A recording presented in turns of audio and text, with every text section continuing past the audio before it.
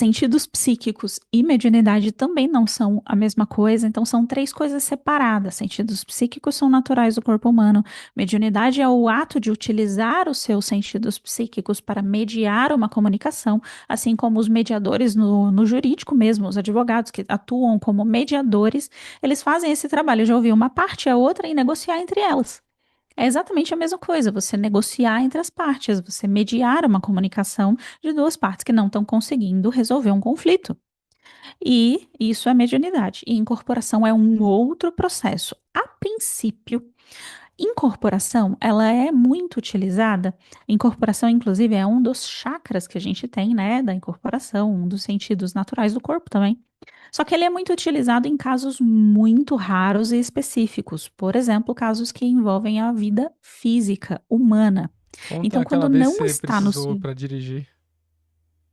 Então, quando, por exemplo, você perde o controle do carro e você fecha o olho e pede, Deus, me ajuda, me ajuda, me ajuda, me ajuda, me ajuda. Você vai lá, recebe uma ajuda, um auxílio, você resolve, você faz um negócio lá mirabolante que você nem sabe como que você fez, e aí você para depois e pensa, meu Deus, como foi que eu fiz isso? Então, teve uma vez que o André estava falando, né, que aconteceu o seguinte, eu estava com uma amiga no carro, e aí a gente parou no posto para abastecer, eu desci, fui comprar alguma coisa na loja de conveniências, ela ficou dentro do carro, só que quando eu desci, eu deixei a porta aberta, e tinha parado exatamente de frente, ponta com ponta, um carro de uma pessoa muito mal vista, assim, no sentido de uma pessoa realmente mal intencionada. Dava para perceber e sentir as intenções da pessoa, sabe? E aí, esse cara parou na frente. Eu olhei para ele, mas eu escolhi ignorar, fui lá e quando eu abasteci o carro, eu saí do posto e ele veio logo atrás. Só que eu percebi, porque intuitivamente eu senti que era algo muito ruim. E aí, quando eu virei uma rua, ele virou também. Virei outra, virou também. Virei outra, ele virou também. E aí eu comecei a ficar muito assustada. Eu comecei a ficar genuinamente muito assustada, porque ele estava acelerando muito e claramente ele queria pegar o carro, né? Porque ele viu que tinha duas mulheres ali e ele não estava sozinho, né? Ele estava com outro cara também.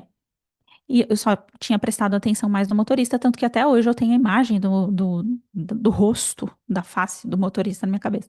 E aí eu pedi e falei, me ajuda, Deus, me ajuda, o que que eu faço? Porque o câmbio era manual e eu tava morrendo de medo de não conseguir lidar com aquela situação, de travar, de fazer qualquer coisa, e eu era a pessoa que estava dirigindo. E aí quando eu pedi ajuda, eu falei, Deus, me ajuda, me ajuda. Eu senti realmente a minha mão e os meus pés resolvendo a situação. Eu não estava conseguindo ter controle da minha mão, só estava agindo e fazendo, e acelerei, virei, virei, virei, dei a seta nos locais que precisava. Entrei na rodovia, acelerei, cortei todo mundo e consegui sair. E o cara foi atrás, acelerando o máximo que ele podia, mas ele não conseguiu pegar o carro, a gente ficou bem. Então, isso é uma das coisas que depois de muito tempo eu fui entender e receber a canalização de que uma das formas de uso da incorporação está atrelada com a segurança física das pessoas. Quando você pede, a segurança física pode ser, sim, uma das formas de garantir a segurança física é através da incorporação. Então, a incorporação, ela é uma função que é positiva e é uma função que é útil.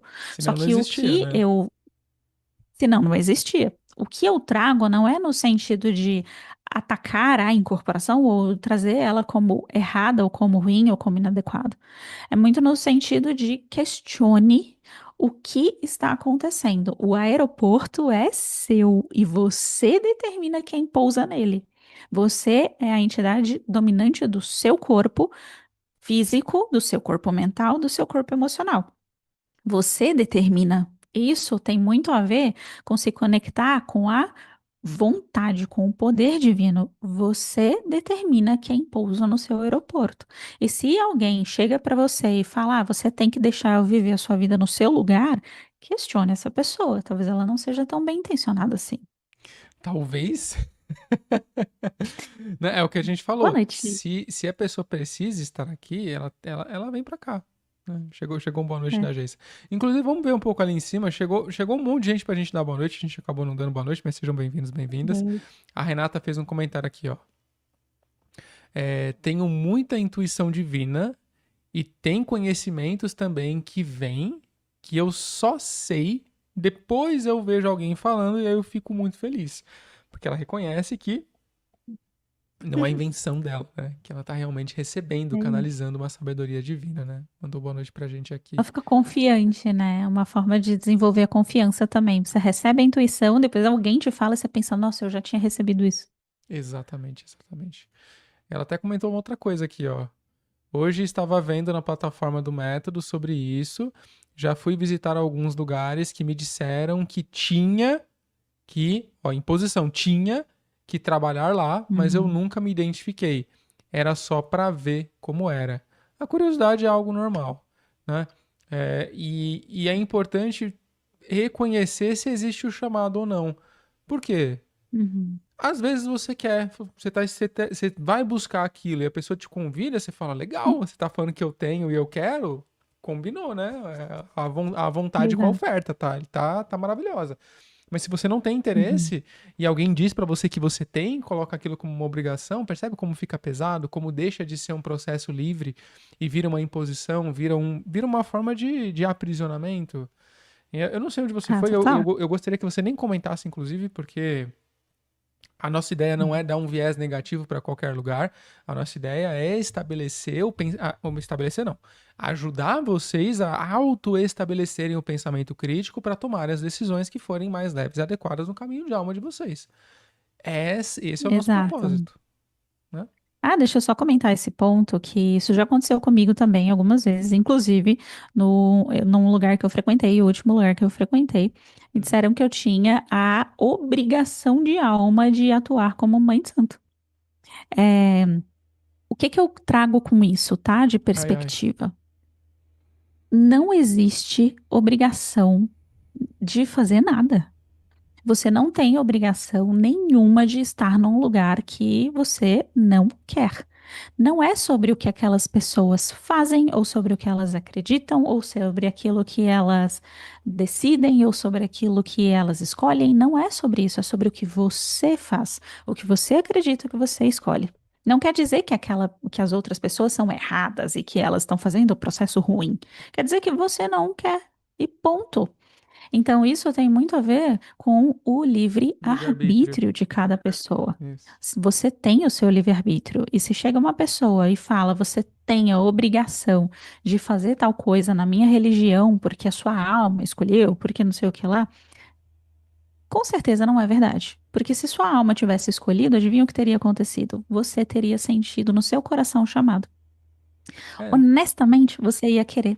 Se a minha alma escolheu ajudar e colaborar com as pessoas. A minha alma escolheu ajudar e colaborar com as pessoas a se reconectarem com o próprio eu superior, saírem daquele lugar de não ser digno, de não ser merecedor, de não estar pronto para chegar até a consciência divina, para ir para um lugar de que elas podem e que elas são dignas e que elas são merecedoras e que elas não precisam que ninguém as leve até lá, porque elas são dignas e já são parte do todo. Então a minha alma sentiu esse chamado. É por isso que eu tô aqui, não porque eu sou obrigada, é porque é o que canta meu coração. Agora, se alguém te convida para, não, porque você tem que ir porque a sua alma tá te obrigando. Não tem esse descolamento entre o ego, o eu superior e a alma. Se a sua alma quisesse, você queria. Talvez você pensasse, ah, não, mas eu até quero. Vamos supor que fosse verdade. E eu estava no mundo corporativo. Algo dentro de mim até ia dizer, cara, eu até quero, mas o mundo corporativo não deixa, eu não tenho horas para isso. Mas não. A minha alma não sentia nenhum conforto, nenhum, zero conforto nisso. Então não era verdade, porque quando a nossa alma quer, isso canta no nosso coração, como vontade. A gente arruma desculpa, o ego arruma desculpa. O ego, por exemplo, vamos supor que a sua alma quer ser mais saudável. O seu ego arruma desculpa para ir na academia, o seu ego arruma desculpa para não comer direitinho, para não comer salada, o seu ego arruma desculpa para fazer um monte de fritura, só que no fundo, ele sabe que ele precisa ser mais saudável. No fundo, ele até quer ser mais saudável. Ele só ainda não conseguiu descobrir como. Então, ele só não se desvencilhou das crenças que fazem com que não tenha uma vida tão saudável. Só que percebe no fundo o que quer. Você pergunta para a pessoa: você quer ser mais saudável? A pessoa vai falar: eu gostaria muito, é o sonho da minha vida, eu só não consegui ainda. Aí ela vai dizer: ah, sei lá, eu não tenho disciplina. Talvez ela acredite que não é uma pessoa disciplinada.